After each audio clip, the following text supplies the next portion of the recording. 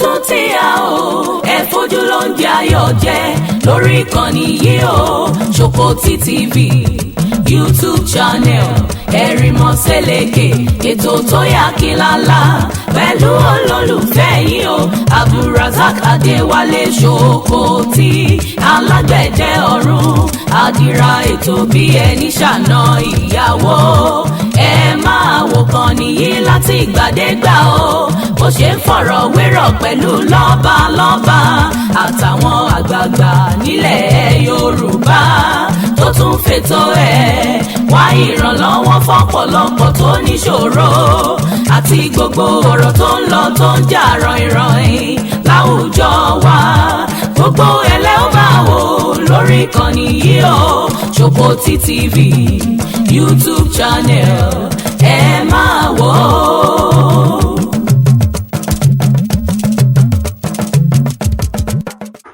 Ẹ kú dédé àsìkò ẹ̀yin ọmọ ìyá mi ní gbogbo orígun mẹ́rẹ̀ẹ̀rin àgbáyé ní gbogbo ibikíbi tí ẹ bá ti ń rí mi tàbí tí ẹ bá ti ní àǹfààní àti listen sí mi Ọlọ́run á wà pẹ̀lú wa ojú òní tiwa a ní fojú sunkún ara wa. Ẹ̀yin ọmọ Yorùbá tí mo bá ń bá yín sọ òtítọ́ ọ̀rọ̀ tẹ́ ẹ bá lẹ́ẹ̀ní gbọ́ èmi máa sọ lọ ni ẹni tí ó gbọ́ ó gbọ́ ẹni tí ó gbà ò ní gbà ẹni tí ò ní gbà ò ní gbà. Ẹ dákun torí Ọlọ́run ṣe rí a need láti mọ̀ pé ọmọ Yorùbá là wà tàbí wá jẹ́ ọmọ Yorùbá a ní pride ọmọ Yorùbá ní pride a kì í ṣàwọn tó máa ń yín mú sí pé lórí burúkú wọ́n tó máa tó dé Yorùbá ò kì í ṣe irú èèyàn bẹ́ẹ̀.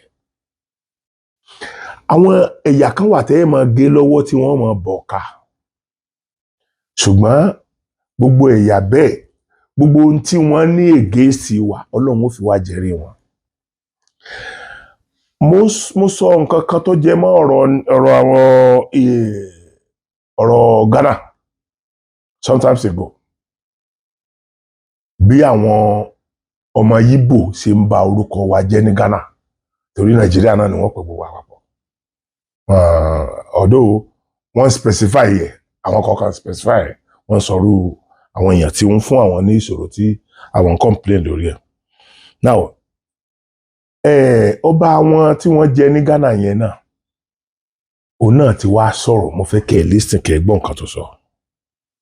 If I know as an investor, Nigerians that are concerned about these social media fake informations that Ghanaians are beating Nigerians, destroying their businesses, asking them to go, I want to tell you that this is internet fake informations.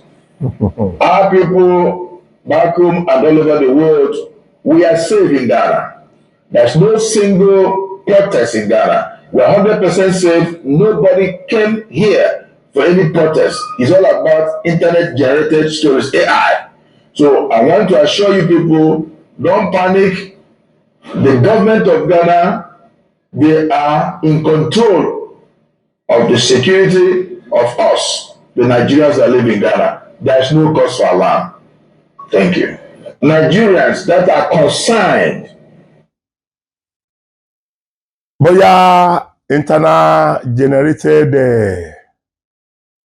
things ni o bóyá lótìtọ́ ló ń ṣẹlẹ̀ o nítorí pé gbogbo wa láti mọ̀ pé dominance ibi tẹ́ ẹ bá wà lẹ máa ń dé inú mi dẹ̀ dùn pé ẹ̀yin fúnra ara yín ń fẹnu ara yín sọ́nà o ẹ̀yin ọmọ Yorùbá bí tá a ní láti gbà kéèsára ok ẹ wo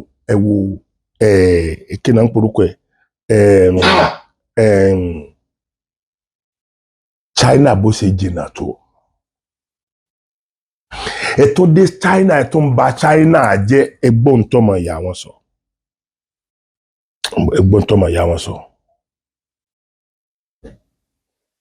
ẹ má bínú.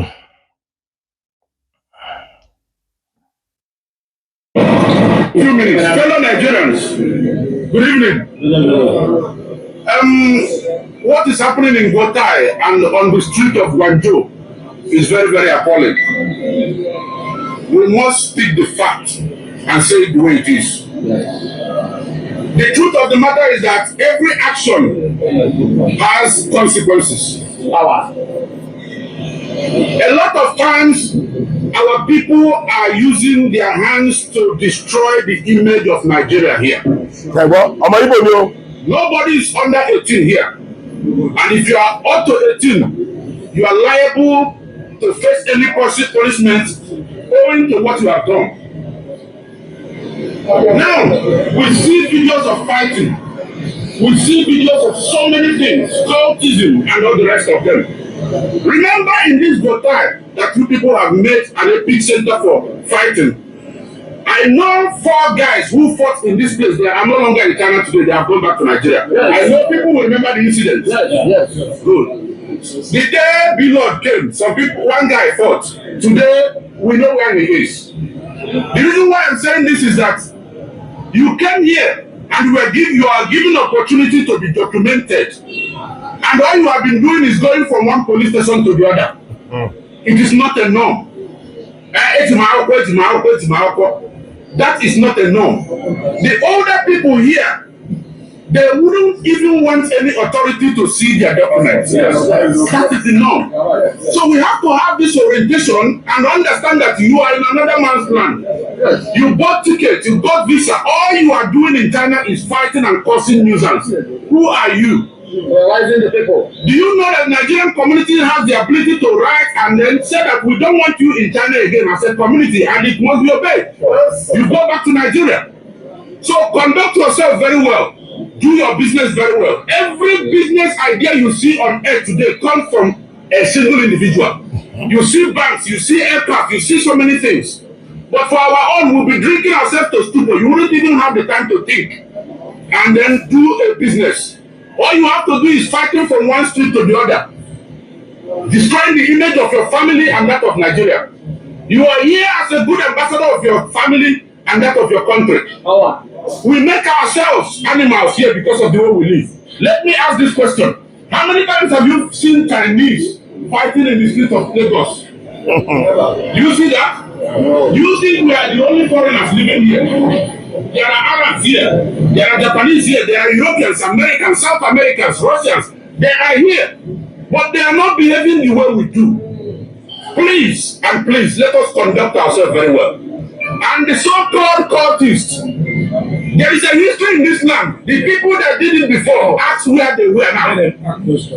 Ask questions. Because some of you just came and you thought that the way you met here is the way it used to be. Yes, no, right. There has been history here. Here is not Dubai, here is not Turkey. Let me say it again. Every action has consequences. So please, conduct yourself very well. If you have any problem with your fellow Nigerian, 2 minutes, fellow Nigerian.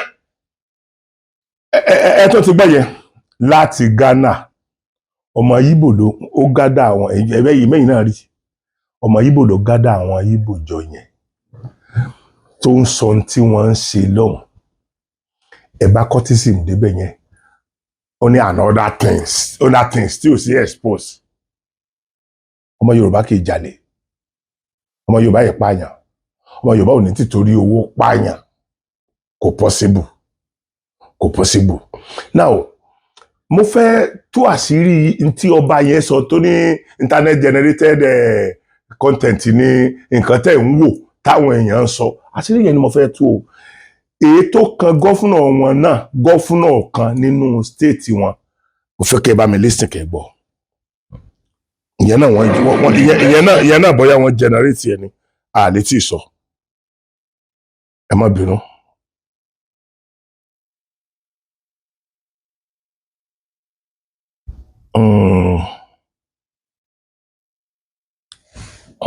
Ẹ má bínú. Bóyá tí gọ́fúnà Soludo yìí. I've been in office for 3 years and 3 months. Okay. If we have arrested 100 criminals, not even mafia, kidnappers, and so on and so forth, 99.99% of them will want Igbo. Governor, did you hear me right? I said 99.99% of them will want Igbo. Next step tí wọ́n ní ẹ́ o. So these things are that was part of the lie that was put in propaganda. And you all want to buy anybody more than I took kidnapping because it is the next lucrative business after Yahoo and Raw. The next one for find is able kidnapping. Oh my God, but this is even other states. Even after we do Anambra. Governor Anambra ló sọ̀rọ̀ Soludo.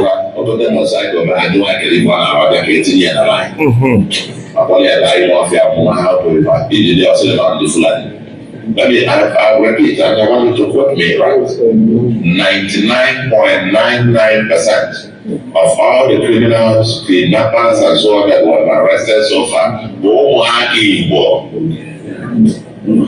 Igbos are the ones kidnapping Igbos, they are the ones killing Igbos. All these camps.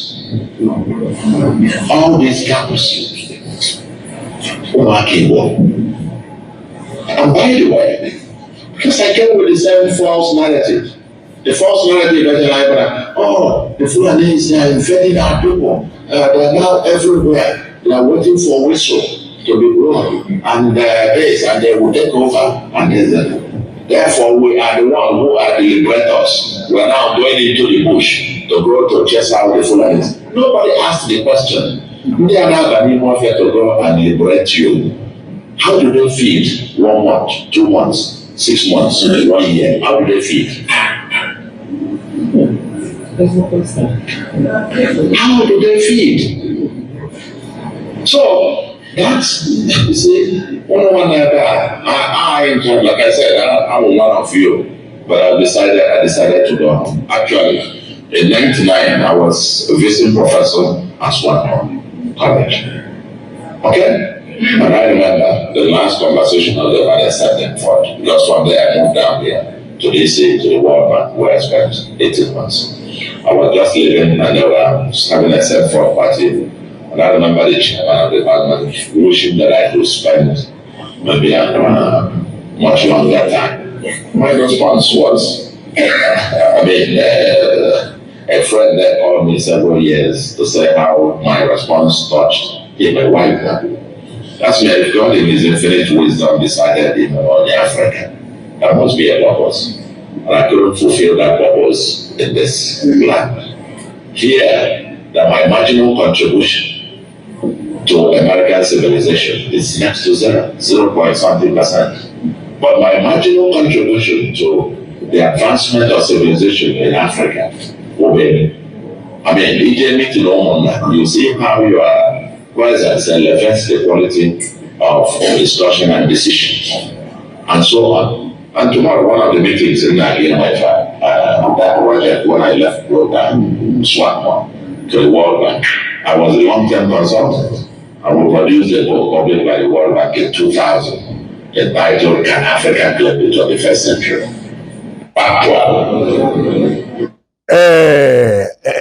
Ẹ̀yin èèyàn ọ̀kan lẹ tó gbọ́ yẹn ẹnu gómìnà ni o internet generated kìíní tó pònú ọ̀dẹ̀ ẹwúrú àga tó fi jókòó ẹwù bó ṣe jókòó ọba ló jókòó ní Ghana. Mo fẹ́ kẹ́ẹ̀kan mọ̀ pé olórí burúkú pọ̀ jù olóríire lọ. Àwọn ẹlòmíì wọ́n lè jìde kan wá sórí internet kan wá parọ́ fún yín. Ó níbi tí mò ń bá ọ̀rọ̀ yẹn lọ ìyẹn ọmọ Yorùbá. Mi ò sọ pé gbogbo Ìgbò ni ò dá o. Torí Gọ́fúnà Soludo tó sọ̀rọ̀ tán yìí ọmọ Ìgbò ni náà. Kò dẹ̀ fi nǹkan kan bò àìdá táwọn mọ̀lẹ́bí ẹ̀ ń ṣe. Ó sọ Ọlọ́run Olódùmarè ń gbọ́ ká ní kì í ṣe gọ́fúnà. Ẹni tó bá sọrú yẹn ní ilẹ̀ Ìgbò kò lè lọ ọ̀sẹ̀ kan láyé.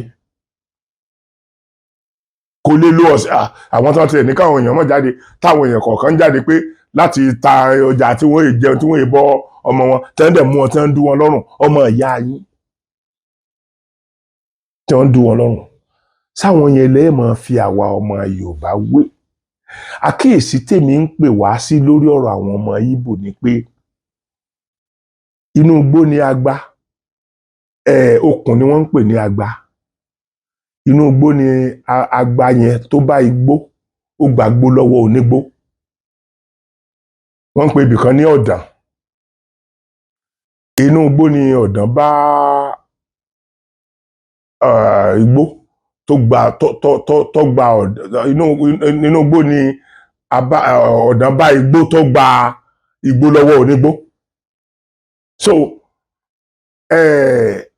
a nídìí láti ṣọ́ra wa àfarawé pẹ̀lú àwọn ẹni yẹn kò ṣeé ṣe ẹ̀yin ọmọ Yorùbá tẹ̀ ń ta lé tọ́nà ẹ̀yin olórí burúkú akótilétà ẹ̀yin akótilétà torí yín ti burú tó jẹ́ pé ibi tí wọ́n sin bàbá àti ìyá yín sí ẹ̀ sì ta ẹ̀ lọ wú òkú bàbá àti ìyá yín. nígbà tẹ́ ẹ bá tún wá ṣèwé fún wọn ẹ mọ̀rú ìwé tẹ́ ẹ ń ṣe fún wọn ẹ jẹ́ ká tó wò ó pé òkè o ẹ jẹ́ ká tó sọ pé gọ́fúnà yẹn náà ẹ jẹ́ kí n pó tó parọ́ ni ẹ tó dúró. ẹ̀yin èèyàn mi mo fẹ́ àwọn internet generated program tó lórí burúkú yẹn sọ yẹn mo fẹ́ kẹ́ ẹ mọ̀ yàtọ̀ láàrin àtàwọn èèyàn tó bá ń sọ̀rọ̀ eléyìí náà ń sìn màá jẹ́ kẹ́ ẹ rí ojú rẹ̀ ẹ rí ojú òun náà dáadáa kì í ṣe pé ẹ kàn gbọ́ fọ́ìsì ẹ̀ lásán ẹ lísìn gbọ́ nǹkan tó sọ.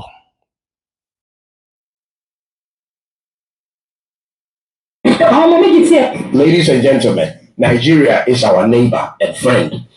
Nigeria is the heartbeat of Africa. They are the sound and rhythm of Africa to the world because of their sheer size and talents. That is undeniable. Africa's name, to some extent, goes as far as Nigeria goes in many ways. They are a force to reckon with, and that force, ladies and gentlemen, is also a problem to deal with. This is a country its people speak the loudest, both within and outside their borders, in spite of the many terminal challenges they face every day. This is a country whose spirit isn't easily broken. And if you are objective enough, you will compare with these facts, ladies and gentlemen. But a large percentage of the people of this country have chosen a pathway that cannot be encouraged, whether in Ghana, in South Africa, or in any part of the world. And this is what they have done. Ladies and gentlemen, they have given up on the fight to fix their own country and resorted to looking for what they couldn't achieve or cannot achieve in their own country, in other people's countries. And ladies and gentlemen, this shouldn't have been a problem because every other African country actually does it. Except that they are looking for this success by any means necessary and in the shortest possible time. This is the canker that plagues majority of young Nigerian immigrants anywhere they go. Shockingly, ladies and gentlemen, they are of the view that people outside of their country are not as driven and aggressive towards becoming successful as they are, not knowing that it is those same tendencies that's made their country the mess it is in. Many of them are therefore driven into all sorts of illegal enterprises anywhere they settle, getting rich by all means necessary in the shortest possible time. This is what Nigeria is being known for now. Who doesn't want this? But is that acceptable? It has gotten to the point that they don't care how a person makes their money, so long as the person makes their money. But you and I know that that's not how it's understood in other places. Nigeria, your people are running from your country as though the entire country is at war. Both men and women, young and old, to every other country. You have now become Africa's most emigrated country, meaning you have the largest number of people living abroad compared to any other African countries. This was true 20 years ago, ladies and gentlemen, and same today, and the number isn't slowing down because the factors that causes this is still expanding. Your social media content creators who indulge in politics are either doing it with comedy to trivialize the repercussions of their words, or are doing it outside of your country for fear of their lives. Almost every well-meaning person who speaks truth to issues in Nigeria lives outside of Nigeria. Fear and terror have hijacked your country at every front. There is no non-politician fighting for the change that can bring a difference in your country anymore.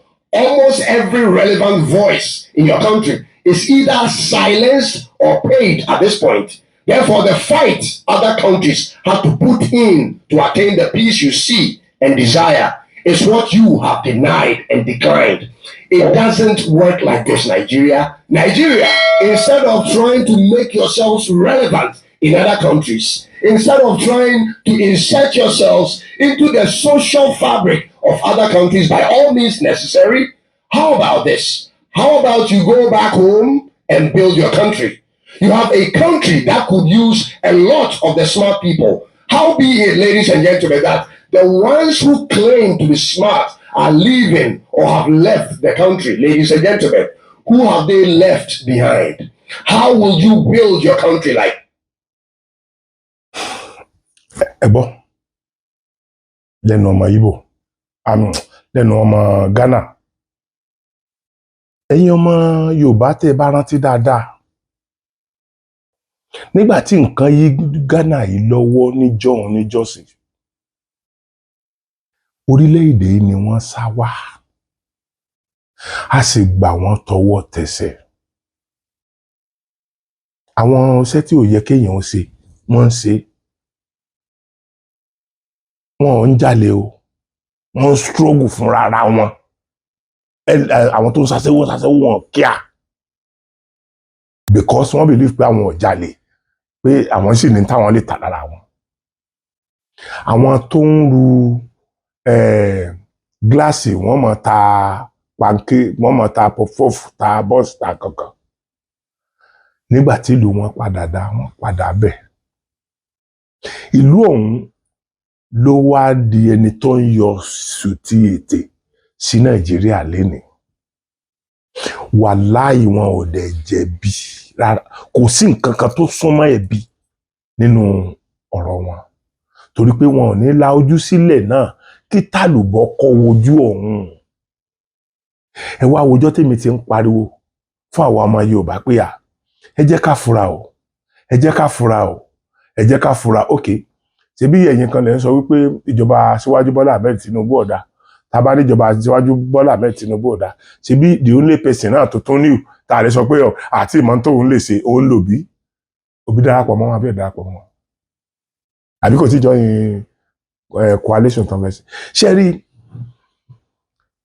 Táwọn ọmọ Yorùbá bá gbọ́n, wọn ò ní tí wọ́n bá ní gbégbégbé ẹni tí ò bá bá wọn gbé ẹ̀yìn kùlé rẹ̀ wọ́n gbé. Táwa ọmọ Yorùbá bá gbọ́n, wọn ò ní gbé sí ẹ̀yìn ìkùlé wa. Wọn ò ní gbé sẹ́yìn ìkùlé wa. Ìdí nìyẹn tó fi jẹ́ wípé tí mo bá ń pariwo, pàápàá jùlọ mo ti pariwo fún Lagos State nígbà kan láìmọye ìgbà pé ọ̀dọ̀ wọ́n ń checkmate wọn lọ́wọ́lọ́wọ́ báyìí. Wọ́n ń checkmate wọn lọ́wọ́ báyìí. Kódà ẹ gbọ́ nǹkan tí ọ̀kan nínú àwọn ọmọ ìyá wọn sọ. Ẹ̀yin èèyàn mi ẹ listen kẹ́ bá mi gbọ́ ìjọ. Lagos State has completely, thoroughly, systematically, and very cleanly filtered Igbos away from their political system. Lagos State local government election.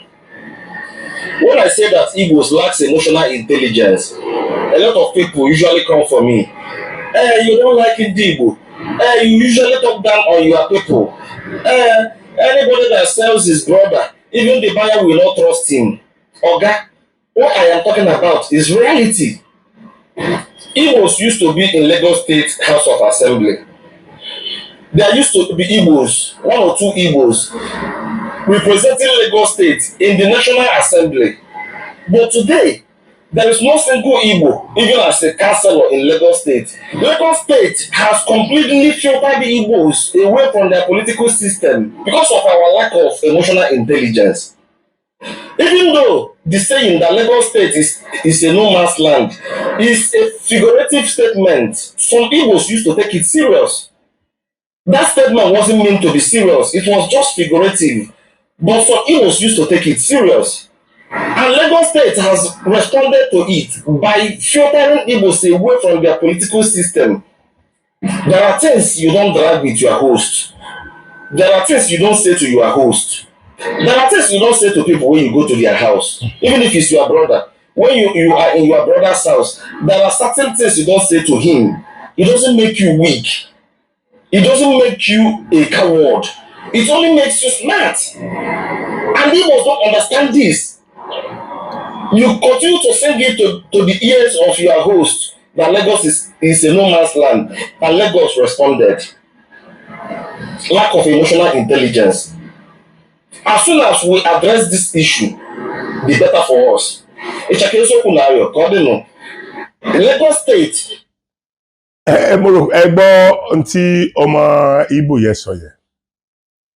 Ẹ gbọ́ tó ọmọ Ìgbò yẹn sọ yẹn.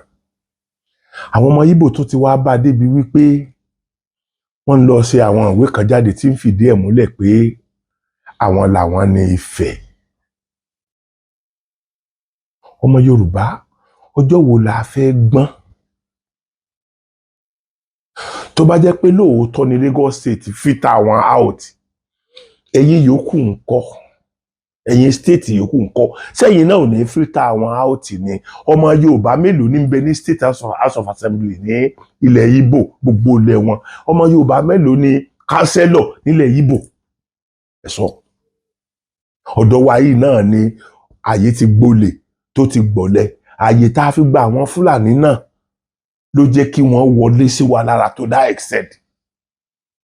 Torí pé ilẹ̀ Yorùbá akíkanjú ni mo mọ Yorùbá sí. Kì í ṣe gbogbo orí burúkú tó ń ṣẹlẹ̀. Tọmọ Ìgbò bá tó wá lè dìde tán tó ń bá wa jìjàkadì pé àwọn làwọn tẹ Ifẹ̀. Ẹ dákun, ibo ni wọ́n fẹ́ lé àwọn ọmọ Yorùbá lọ? Now, àwọn ọmọ Yorùbá náà táwa ń fi etí wa gbọ́ ọ̀rọ̀ yẹn, ibo là ń rò ó lọ? Ṣùgbọ́n àwa náà ní problem ara wa. Yorùbá ò dáa, Yorùbá ò sunwọ̀n, kinní kan. Ẹ wo ẹnu ọdún méjì àbí nǹkan àti díẹ̀ tí Aṣíwájú Bọ́lá Ahmed Tinubu lò. Gbogbo Yorùbá ló 85 to 90% àwọn tó pariwo tán condemn Aṣíwájú Yorùbá ni wọ́n. Àwọn ọmọ Ìgbò gan ò jáde condemn ẹ̀. Àwa làwa ń condemn wọn. Mo dẹ̀ sọ fún yín wípé nídìí ẹ̀. Ṣé bí àwọn tí ó padà tá a bá sọ pé òkè South là ń fẹ́, South ni tá a bá ti mú yàn South òkè káàtì láàfẹ́ Aṣíwájú Bọ́lá Ahmed Tinubu mọ́, Aṣíwájú àfẹ́ yín mọ́. Kọ́sà mú yàn South. Ta ni wọ́n mú South sìn tó ní wéètì jòbí lọ pẹ̀lú tó púùlù ní last election yẹn? Òbí ọ̀ ni wọ́n ti mọ bí wọ́n ṣe báyìí yẹn. Òun náà sì ní nítorí pé ó wà arrogant gan, ó ṣàfẹ́ di olórí orílẹ̀-èdè at all cost lọ darapọ̀ mọ́.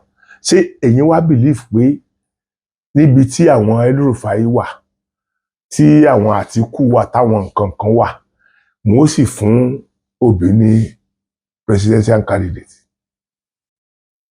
Kò possible láíláí. Now, ṣé nǹkan táwọn tó ń fẹ́ ni pé ká tún padà sí ọwọ́ àwọn Fúlàní yìí? Àkíyèsí ni mò ń pè wá sí o. Ṣé mo pé àsìkò election tí ìdè tá a máa ní bóyá Soko tí ti fẹ́ mọ campaign fẹ́ nìkan? No, àsìkò election tí ìdè o. Àsìkò election tí ìdè o. Kò sí oríire tó tó láyé ká dá òmìnira ara wa nílẹ̀ Yorùbá. Èmi náà ò ní remain the same báyìí mọ́. Ṣé bí káti ní òkè o, mò ń rí owó. Ṣebí èmi àti mọ̀lẹ́bí mi ni nígbà tí mi ò ní nídìí àti máa lọ́nà fún mọ̀lẹ́bí mi. Owó mi ó máa gbówó mi, èmi náà èèyàn á wà òkè. Bọ́ ń sìn kó tó rìnrìn ìṣẹ́jú 5, owó rẹ̀ ń tẹ́bi ń pa. Tí wọ́n bá dẹ̀ ti jẹun láti lè dúpẹ́, láti lè dóná sọ́lọ́run pé Ọlọ́run ṣe dáadáa fún wọn, wàá mú nǹkan kan jáde lápò. Tí ẹrú àtọmọ bá ti dáa, kò ní sírú gbogbo wàhálà yìí náà. Ẹ wá wo ọdún táwọn ọmọ Haúsá Fúlàní ti ń ṣe ọ̀hún bọ̀. Ẹ dákun, ibo ni àlùmọ́jìrì wà tó ilẹ̀ Haúsá? Ẹ dákun state kan ní Nàìjíríà tí kìí ṣe ilẹ̀ Haúsá tó jẹ́ pé ibo ni àwọn Boko Haram wà? Kí ló ní adéjì Boko Haram? Àìlẹ́kọ̀ọ́ náà ni wọ́n fi ń ṣiṣẹ́ kíṣẹ́. Ọmọ Yorùbá mélòó náà lè gbébọn lé lọ́wọ́ tí ó gbà láti gbébọn dání? Ọmọ Yorùbá mélòó? So nǹkan tí mò ń try láti sọ fáwọn èèyàn ni pé ẹ jẹ́ ká la ojú wa sìn o. Tó bá jẹ́ pé lóòótọ́ ni àwọn ọmọ Ìgbò ti filter out lẹ́kọ̀ọ́, ẹ jẹ́ kí wọ́n filter out ní gbogbo ilẹ̀ Yorùbá o, politically o. Àwọn tí wọn ò tí wọn èdè gómìnà Èkó, ẹ wo ohun tí wọ́n ṣiṣẹ́, ẹ wo wàhálà tí wọ́n fúnrú wa ṣe lórí pé wọ́n fẹ́ gba Èkó. Wọ́n máa ń tó ná mi o, káàkiri tí mò ń lọ bá àwọn èèyàn. Wọ́n máa ń tó ná mi o. So now nísìnyí Yorùbá náà ló wá sọ pé tí Ọlọ́run bá ti fi ọ̀tá ẹni hàn ni kò lè pani mọ́. Yorùbá ò lọ́rẹ̀ẹ́ o, wàláì nínú àwọn elédè yòókù wà lọ́rẹ̀ẹ́ o, wàláì Haúsá tún sàn, Haúsá mọ̀sán kìí ṣe Fúlàní o, Haúsá tún sàn díẹ̀.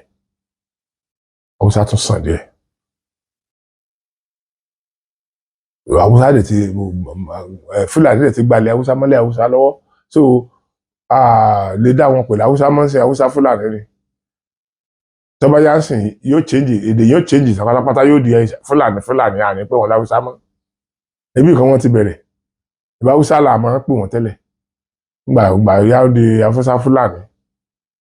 So tọ́ba kú lórí Haúsá Fúlàní sí àní rántí Haúsá mọ́, Fúlàní là máa dárúkọ. Ẹ̀yin ọmọ Yorùbá ẹ má jẹ́ ká gbé oúnjẹ alẹ́ wa fún ológbò jẹ. Ẹ jẹ́ ká máa ronú kí la lè ṣe. Gbogbo ọ̀nà kọ́nà tó bá wà tá a ti lè ní opportunity àti rí òmìnira ilẹ̀ Yorùbá gbà láì gbébọn láì yàdá. Ẹ jẹ́ ká jókòó. Àwa tá a bá nífẹ̀ẹ́ sí ìlọsókè àwa tá à ń fọ́mìnira ilẹ̀ Yorùbá, ẹ jẹ́ á kóra wa jọ unit by unit, local by local, state by state, so that tá a bá pàṣẹ pé ká jáde ńjọ́ kan, gbogbo ó lè jọ jáde. Bí bóyá ní Ìbàdàn bíi 5,000 ló jáde fún rally jẹ̀lẹ́ńkẹ́, rally ké tí èsì rally àyàdá àyọ̀bọ̀n àyàdá, rally nǹkan báyìí làwa fẹ́. Ó máa easy fún wa láti ṣe.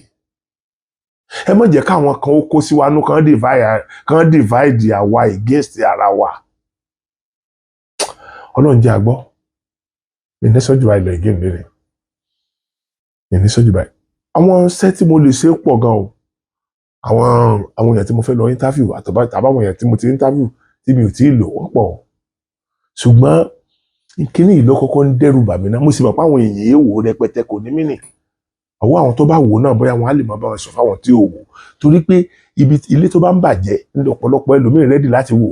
Tán bá sọ̀rọ̀ nípa ilé tó ń bàjẹ́, tán sọ̀rọ̀ ọkọ àti ìyàwó tán kọra wọn, tán kó sọ̀rọ̀ gbogbo àwọn ọ̀rọ̀ aburú bẹ́yẹn ló máa ń wo àwọn ẹlòmíràn láti gbọ́. Èyí tí ó sì wá láǹfààní báyìí wọn ò ní gbọ́. So ọwọ́ ẹ̀yin tí ẹ bá rí gbọ́, ẹ bá mi share rẹ̀ kó tó àwọn ọmọ Yorùbá létí. Ẹ jẹ́ ká kóra wa kúrò ní oko ẹrú tá a wà. Tá a bá wá kóra wa kúrò ní oko ẹrú, gbogbo ọwọ́ wa gbọ́dọ̀ ṣọ̀kan. Inú mi dùn pé Aṣíwájú Bọ́lá Ahmed Tinubu náà àwọn náà ti gbọ́dọ̀ mọ ti ẹnu ṣàkíyèsí ọmọ eku. Gẹ́gẹ́ bí ọ̀rọ̀ tí mo sọ last time, mo gbà pé òun nìkan single-handedly ò lè pàṣẹ ká pín o. Gbogbo yẹn rẹ̀ dẹ̀ mọ̀ wípé àwọn tí ó pa àṣẹ yẹn tí ó fara mọ́ àwọn House of Assembly ni, National House of Assembly méjèèjì àtàwọn State House of Assembly. Ẹ̀dẹ̀ ti jẹ́ kí á mọ̀ pé wọ́n pọ̀ jù wá lọ. Nígbà tí ìṣe ipá máa lọ tọrọ nínú wọn.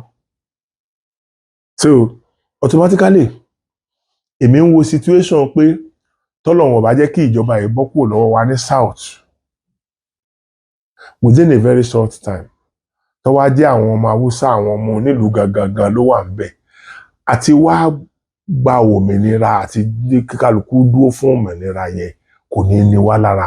Torí àwọn ọmọ Fúlàní ní Haúsá náà lára, wọ́n dẹ̀ ti discover ẹ̀. Wọ́n ti discover pé àwọn Fúlàní ní àwọn lára. So automatically tí Ọlọ́run bá lè ṣe, tọ́lọ́run bá lè ṣe, tí ó sì rí mi sí ọwọ́ wa, tó sì rí mi sí ọwọ́ wa títí tá a fi ní àǹfààní àti lè